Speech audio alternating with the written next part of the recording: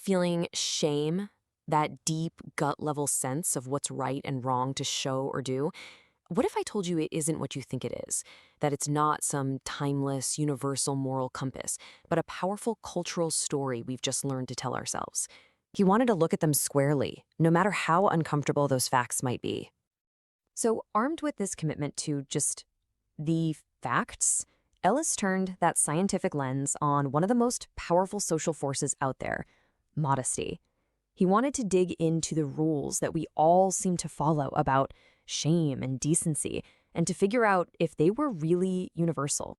He started by asking a question that's so simple, most of us never even think to ask it. What is modesty really? Where do these rules even come from? And are they the same for everyone, everywhere, throughout all of history? And let me tell you, that question opens up a fascinating rabbit hole.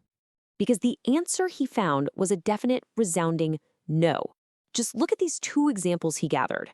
In one culture, a woman's foot is so intensely private that showing it is scandalous. But in another, it's hiding the male anatomy that's considered shameful. I mean, the rules could not be more opposite. And folks, that was just the tip of the iceberg.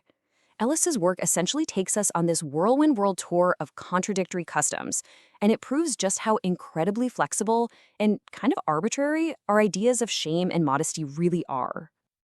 Okay, first up, the New Hebrides. Here, people would go to incredible lengths, using yards and yards of cloth to wrap and conceal one specific part, while another part, literally right next to it, was left totally exposed.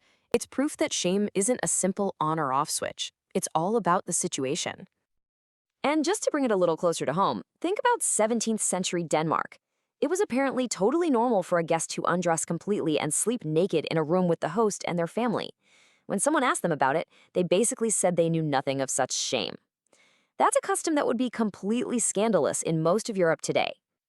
Okay, so the rules are all over the place. They're contradictory, they change over time. Ellis clearly established that. But the bigger, much more interesting question he had was, why? And that leaves us with a fascinating and maybe a little unsettling final thought. If our deepest convictions about something as fundamental as shame and decency are really just a story that we've all collectively agreed to tell, then what else is?